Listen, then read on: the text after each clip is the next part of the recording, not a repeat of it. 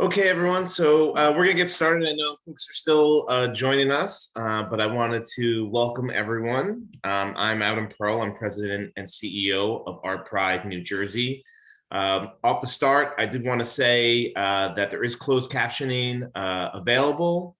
If you use the live transcript button at the bottom of your Zoom screen, that's usually the easiest way to get to that. And I just wanted to welcome everyone on this beautiful spring morning. Hope you're all enjoying yourselves. Hope you're enjoying the art on your screen brought to us by Anne-Marie Miller on our staff. That's her artwork. It's very beautiful. And I wanted to say, as we go through the webinar this morning, please use the question and answer feature at the bottom of your screen if you have questions for myself or for Anne-Marie or for our guests this morning. As well, keep your eye on the chat feature. We will use the chat feature to post links that might come up or other information. So please make sure you're keeping your eyes on and using those features. So we have a few things to go over this morning. I'm going to bring on our Director of Public Policy and Advocacy, Anne-Marie Miller, to jump us into this arts advocacy update. Anne-Marie, it's all yours. Good morning, everybody. See what happens when you make the slides, you take liberties with the slides. So, and I figure we're coming up on pretty close to iris season, so like nothing like what Sharon. Okay, so Vince, move to please the next slide. Which is all about budget season. But besides the irises, this is what's blooming in Trenton and sort of booming in Washington, D.C. So just to give you an update on where we are, the open public hearings are over. I testified before the Senate Budget and Appropriations Committee last week. It might have been actually about 10 days ago. And the different departments are now presenting their own testimony before the budget committees to talk about, you know, what does the income look like from income tax coming up? You know, what are the resources? Where are they most needed? I think this past week we heard from the Department of Health, and they're looking at trying to get about $2.5 billion of what's remaining in American Rescue Plan funds for hospital and housing. So it's going to be very interesting to see what proceeds through all of this. The arts are, we're in the background here still. We have a bill that we proposed is being drafted at OLS. We're hoping to see it this week, which actually is would be introduced in May for $70 million from American Rescue Plan funds for the creative industries, which is both the nonprofit and for-profit arts organizations throughout New Jersey. We're looking at part of that money also going to arts education and some of it also for creative placemaking, but the most of it, 50 million of it, to provide working capital and recovery funds so that the industries can be prepared in the future, better prepared in the future for the situation that we went through with the pandemic. On the federal side, President Biden's budget now has proposed $203.55 million for the NEA and the NEH. We're hoping that the House action will be completed by August recess as it goes through the different you know, subcommittees and committee hearings. Next slide, please. So just to give you an update, during COVID, we had a donation from BD, which is a pharma company here in Morristown, New Jersey. Florham Park, I believe, is the correct address. They gave us 25,000 BD COVID tests to distribute to arts organizations all over the state. And when Omicron hit in December, we ran out at the end of December and beginning of January, and a lot of their philanthropic donations were going to the Ukraine. However, we were persisting, you know, like as soon as you have anything available again for arts groups, please let us know. And they gave us another 18,000 tests that are still available. That is the link at the bottom of that. If you would like to request any, they are a little bit different from the previous tests. These are the at-home tests. You self-administer and the results are on your phone. The earlier tests required an analyzer. That's no longer the case. So please use that if you need them. Several organizations have already requested them, most particularly for artists, dance organizations and theater organizations as well. Next slide, please. So here's upcoming events is most of what's happening, and I tried to put them in order to some degree. May 1st, which is like, God, 2 days, Lord, May Day. Poetry Out Loud. And so the national semifinals are broadcast on Poetry Out Loud, arts.gov/poetry out loud with hyphens in there. The 12 o'clock Eastern time, the New Jersey finalists you'll be able to hear from. So they're doing it in chunks, depending upon, the different states, I guess, central, eastern, and western states. So please cheer on, at least from home, our finalist. Next slide, please. I wanted to make sure you knew that, the National Endowment for the Arts, along with all the federal agencies, has gone through an equity analysis of how they're making their funds and the funding sources through government available to the public.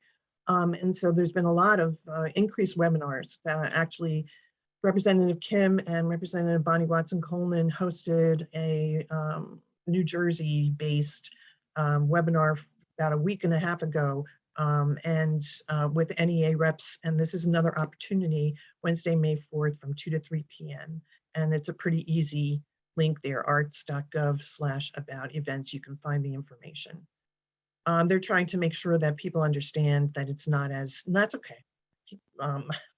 We're flipping here. Okay. That it's not as hard as people think to apply for government funding. Okay, next slide, please. Okay, so here's something that came to our attention through Etta Dank at Bank of America. There is a webinar coming up on May 11th from 4 to 5. In order to participate with this webinar, to listen, you have to RSVP to that email address right there.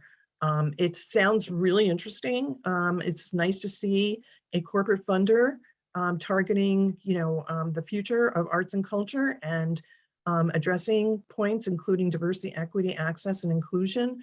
So I think this is going to be a very interesting webinar, and it includes folks, I think, from the Metropolitan Museum of Art, as well as some of the Bank of America philanthropic division leaders. So make sure that you know about that. Next slide, please. Okay, public meeting for the Arts Council coming up May 17th. So, and at this one, it'll be interesting because they will be announcing the 2022 Capital Arts Grant Awards. You might remember the Arts Council held about $4 million to specifically deal with capital funding for the first time in a very long time. So that's May 17th at 11 a.m. For more information, to get the Zoom link, there's where you can go. Next slide, please. Governor's Awards and Arts Education coming up May 26th over at the War Memorial in Trenton, the Patriots Theater. Next slide, please. We're going to be honoring 4 students at the Governor's Awards. They will be receiving their Governor Award medals. Gia Scazzaro and Courtney Sabagal. They're New Jersey thespians that joined us in our calls with legislators at Congress, and Maya Brown and Olivia Belasco will also be receiving awards. They are the winners of the Democracy Now! Essay contest winners. That contest was to talk about how they will advocate for the arts, how important they feel the arts are to advocate for. So those 4 individuals will be receiving awards. Next slide, please. Thrive Conference. I would be like, drawn and quartered if I did not mention the Thrive Conference coming up June 16th at the Lewis Arts Complex at Princeton University. Early bird registration ends on May 3rd, so that's coming up next week. There is a 20% discount for ArtPride members, and don't forget, ArtPride is offering free introductory membership for arts organizations that have not previously been members. So the link is there and then you can watch for the promo code in your receipt. And all of this is now on a Whova app. So you can actually go to this link or also download the Whova app for this. And thanks, Diane, for putting the link in there for the Arts Council meeting information. Next slide, please. All right, so let's gear up for, the last Arts and Economic Prosperity Study 5 took place 5 years ago. Americans for the Arts does this every 5 years. We are going to be kicking this off in May, and it's going to be a year's worth of gathering information to change the conversation on the arts and their participation and benefit to the general public and to everyone. Next slide, please. We have 11, count it, 11, because I keep counting them because I can't remember if it's 10 or 11 partners in AEP6, which makes ArtPride's job a whole lot easier because each of these counties and Jersey City will be surveying individuals within their county borders to learn about how the arts grow tourism, generate government revenue, and create jobs. It's really interesting about AEP6 this time around. Oh, wait, Morris County's not on there. Holy God, thank you, Tom Werder. Sorry about that. See, that's why I keep counting. Wait a minute, Bergen County's not on there either. Holy. Okay, thank you. Yes, Bergen County is in there too. I'm making sure that they sign their contracts, and because I'm not sure I got them on my list from Ben Davidson. So make sure you signed your contract, and then I will double check on my list from Ben over at Americans for the Arts, because I think I took this off of his list to me. Anyhow, if that's anywhere between 10 and 12 partners, it's going to be a great survey. This survey this year, okay, Tom's telling me Morris County contract is in, that's great. So the equity lens on this survey is going to be really important. It's going to focus and make sure that our BIPOC-led organizations are included. And also, in this survey, you're allowed to use a QR code at the event to take the survey, which is also really helpful. And surveys will be available in multiple languages. So they are trying really, really hard. Got to give them credit for this. We'll also be collecting some data related to online participation. So it will not, of course, talk about, what kind of food you're eating or how much you paid for while you're watching an online event. But okay, so Cynthia says Bergen County's in. Okay, I'm sorry. So we'll redo this slide for the next time. But it will talk about, on-site audience-related spending. So, and considering the rate of inflation right now, and the fact that the $32 of 2015 is now at least about $38, that spending is going to go way up. So I think this is going to be a really interesting study. And I think that's it for AEP6, and I thank you guys for all your corrections. Now what I want to do is introduce to you C. Stroud, who is our new digital content manager. And there she is.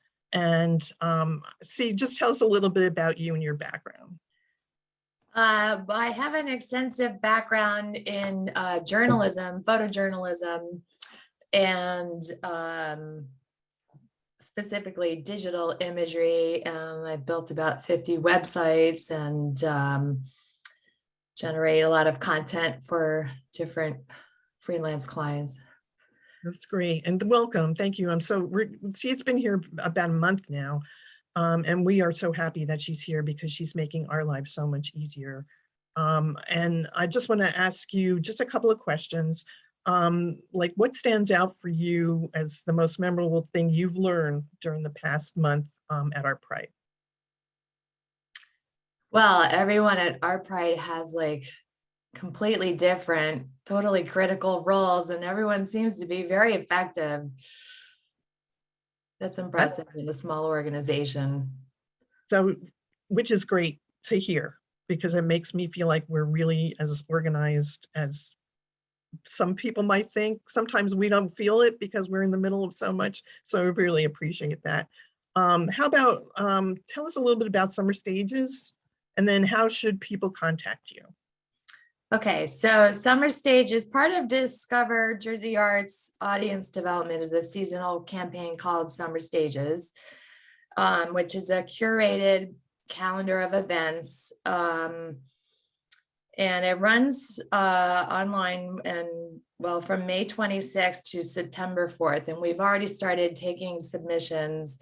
And the last one will be accepted on August 19th.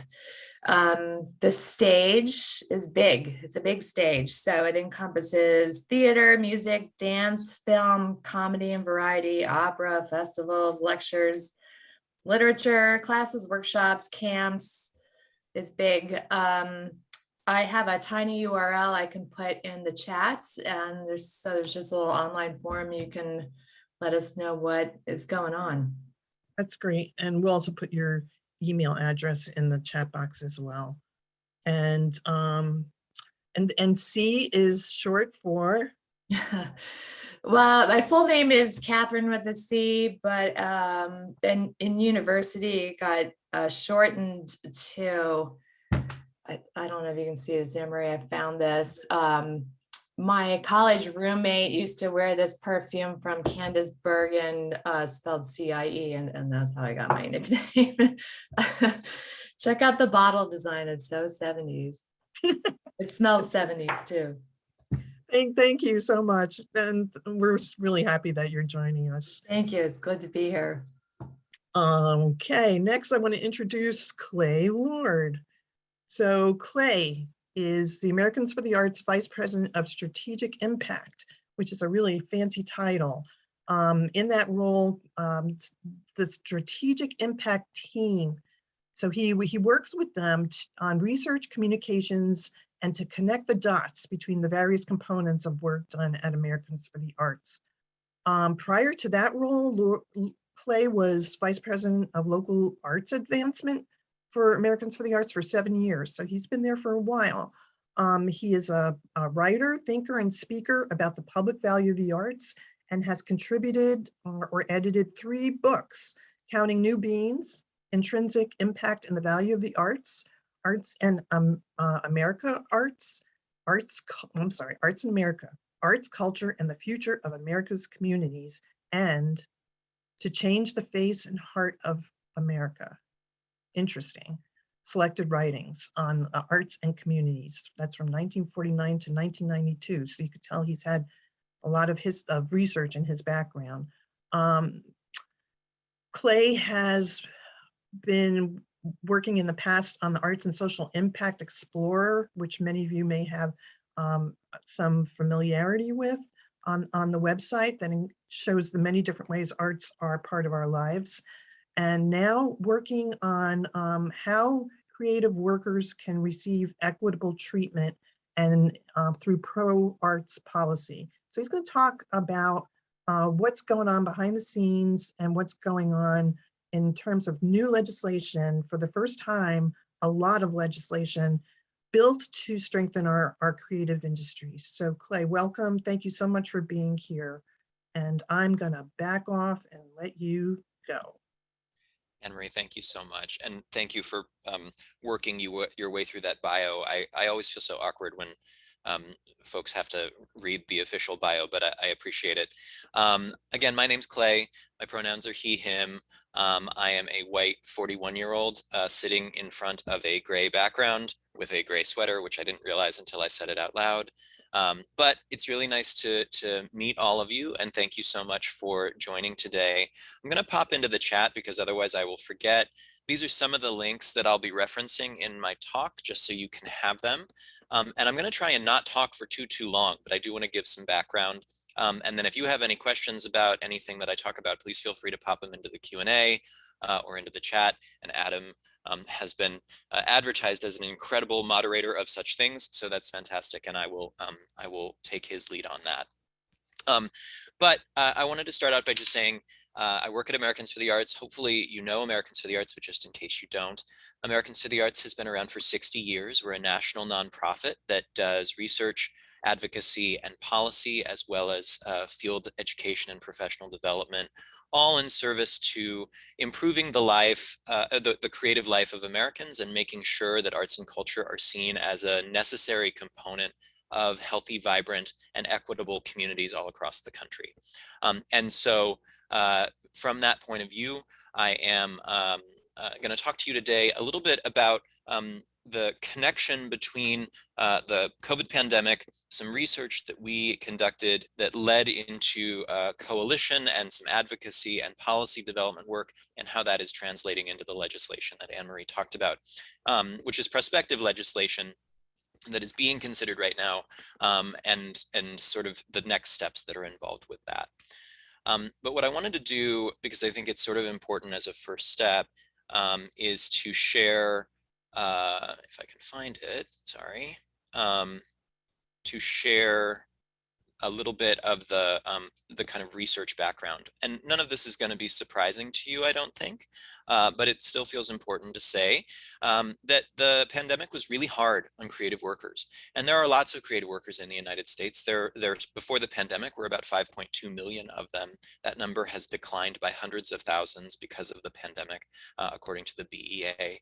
And the impact of the pandemic was really profound on the whole sector, as well as particularly on creative workers. This is research from a variety of different places. This graph at the top is from data from the Bureau of Economic Analysis.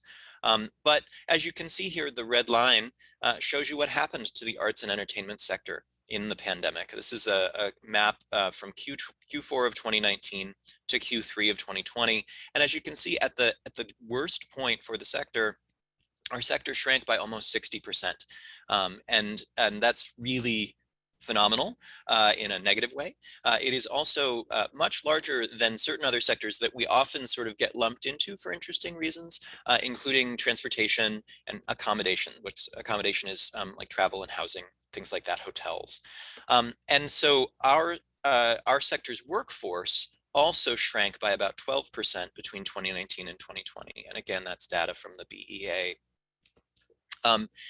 A lot of different awful things happened to creative workers. 63% of creative workers in our survey and our research became unemployed. This maps with some other research that others have done. And that's versus about a high of about 15% of the total working population in the United States over the course of the pandemic. And the particular nature of creative workers, which is about a third of them are independent workers, which means that they don't collect W-2 related income. And that, unfortunately, because of the way policy is set up right now at a federal and state level, locks them out or makes it much harder for them to access certain basic social safety net things. And so, for example, creative workers were twice as likely to enter the pandemic without any health insurance as the general population. They were 8% of them had access to paid family leave versus 78% of the general worker population going into the pandemic, which of course became very important.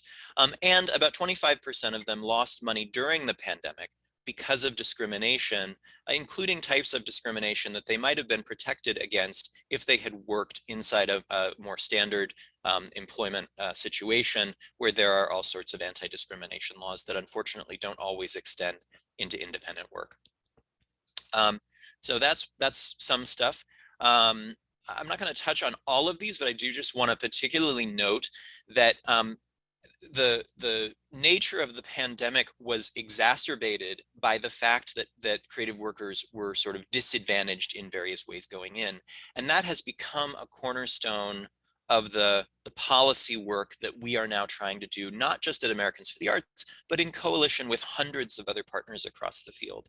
The pandemic showed us in a way that was much more visceral and much harder to sort of ignore that creative workers have been in a constant state of needing relief for decades. and that the pandemic simply exacerbated situations that were already there and made them much worse. But that coming out of the pandemic, unless something changes in terms of these types of policies and the way that creative workers and other independent workers in the system are treated by policy, then this exact thing can recur. So for example, going into the pandemic, creative workers that we surveyed were 2.5 times more likely to have lived in poverty at some point in their lives than the general population. Half of them had avoided visiting a medical professional at some point due to their inability to pay. A quarter of them had experienced homelessness. About a third of them had been threatened with eviction, and about 12% of them, so 1 in 10, had been evicted prior to the pandemic. They were more likely to lack access to sufficient technology and sufficient internet, and this was specifically, or more particularly, a significant finding among Black and Indigenous creatives, who were twice as likely as any other category of creatives to not have access to the technology and internet that they needed to translate their work online at a moment when the only way to make money was to translate your work online. Even sort of more significantly, going into the pandemic, a third of all creatives entered the pandemic with no savings. And by the time 2020 ended, over half of them had no savings. And so there was no safety net, particularly when you pair that fact with the fact that they weren't able to access things like unemployment insurance at the same rate as people who work in W-2 situations. They weren't able to access subsidized healthcare. They weren't able to access paid leave, things like that. Income went crazy during the pandemic for creative workers. It declined at a much more precipitous rate than it did for people in general in the United States. And in 2020, according to our research, which is again about 33,000 creative workers, so relatively representative sample, the average income, including both creative and non-creative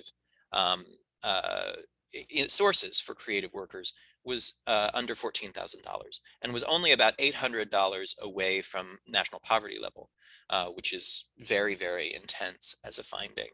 And that led to all sorts of other health issues for folks. 68% of the respondents said that they were experiencing levels of stress and anxiety that kept them from successfully creating their work.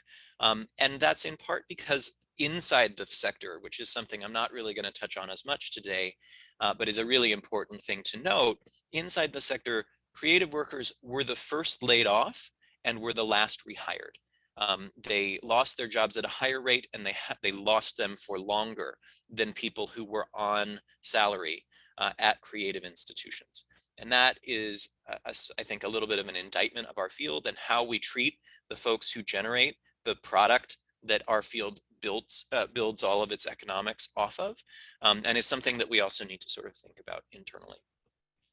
So I'm now going to pivot to show you a little bit more about this graphic. And this moves us from a phase of talking about the research to talking about what we do as a field when we are confronted with these facts. So give me just a sec. I'm going to stop share for a second and switch over to a different page.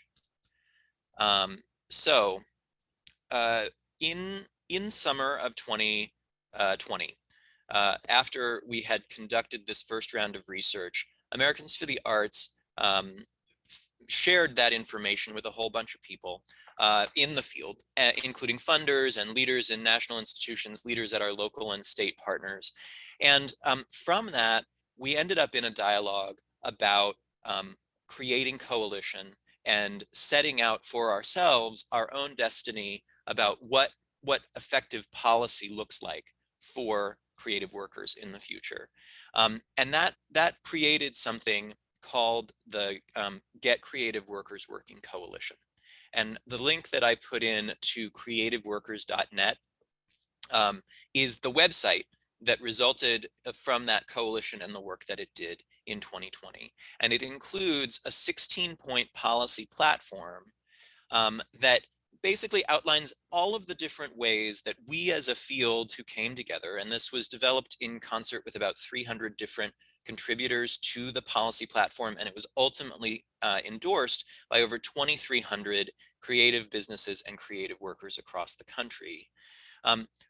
These are the 16 points that are most necessary for the recovery of creative workers and the ability for creative workers to get back to work.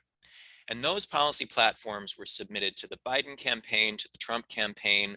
They were integrated into the Biden Arts Policy document that was created. And they also have since then informed a series of pieces of legislation, some directly and some indirectly, that are now under consideration in the US Congress. And as you can see here, this is a 4-pager that we have created at Americans for the Arts to try and talk through 7 of those bills. There are actually even more bills, but these are the 7 that we at Americans for the Arts have focused on most.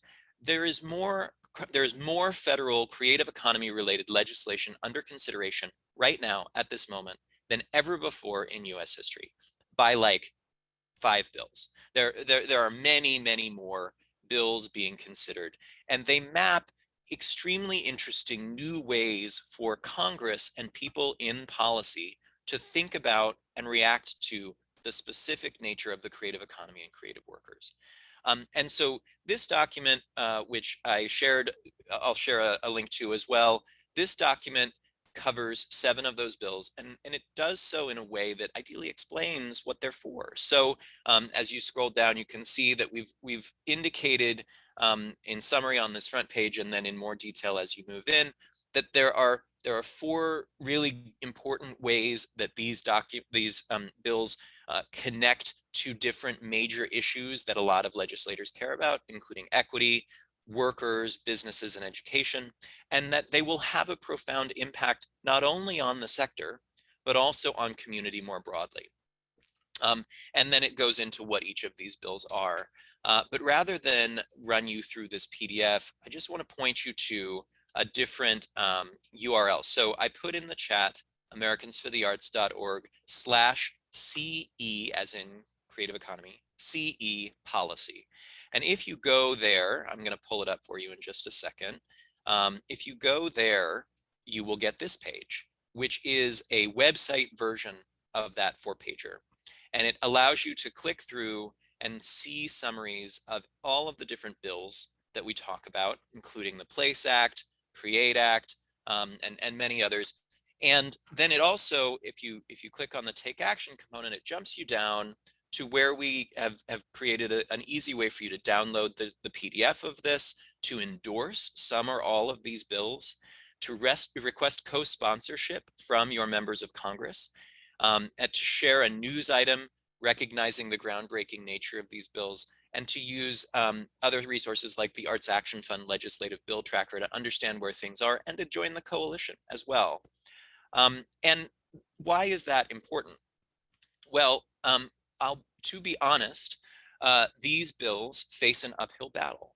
And they particularly face an uphill battle for this legislative cycle, given the sort of general dysfunction that is occurring in Congress and all of the different other priorities that are happening right now. But we believe that there are kind of 3 core pathways of action for these bills that will help them to integrate in over time. And so the first is to endorse the bills yourselves. And you can do that through the link that Adam just put in the chat. And by endorsing them, you are adding your organization's support of these bills, some or all of them, and you can see a summary of each one when you go through our endorsement form. And that shows legislators, when we share those lists of endorsements, how broad the support is for these bills, not just within the creative sector, but we also are working to get other partner organizations like Transportation for America and the American Planning Association and the National Association of Economic Development Councils and others to sign on and endorse these bills as well. So that's the kind of first step. The second strategy is around getting co-sponsorship. So one of the things that we feel is very important is that even if these bills do not pass in this legislative cycle, that as many legislators as possible be on the record as saying that they support the concepts that are in these bills, in part because that'll make it easier for them to be reintroduced and reintegrated into other pieces of legislation as we move forward. This is particularly important because while some of these bills specifically relate to recovery, most of them don't.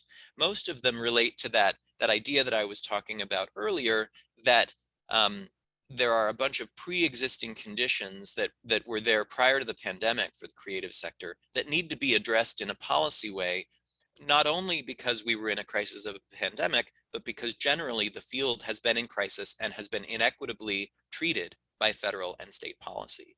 So gathering as many sponsorships as possible in that way is really important.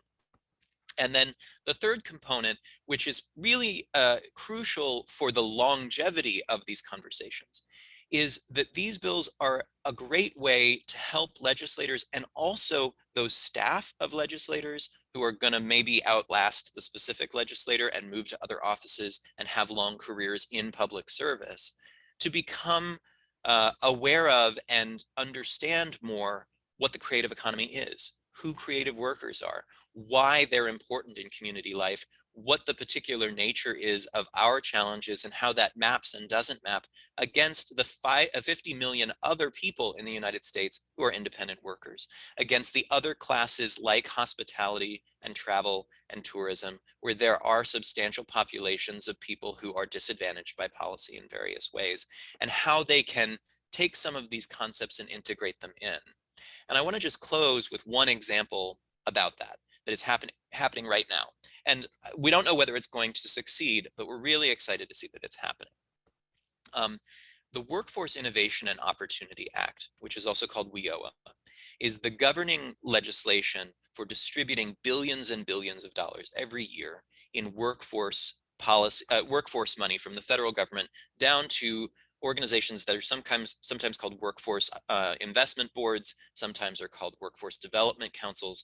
They are usually state offices. They then distribute down to local offices. But all of those funds come with a variety of stipulations on what they can be used for. That is in the process of being reauthorized right now. And that reauthorization offers the opportunity for rewriting and adjusting the language that's in there. And one of the people who has been core in producing and introducing some of these bills, Congresswoman Teresa Leger Fernandez from New Mexico, has also sits on one of the committees that has been working on writing up these or rewriting this bill in the House.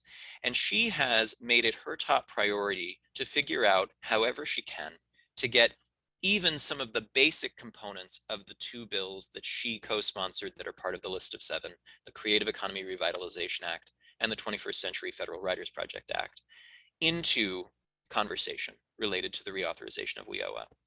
And so both of those bills relate to direct funding of artists to do creative work in the style of the WPA. And what she has done is first she attempted to actually get that language introduced into the formal rewritten legislation of WIOA.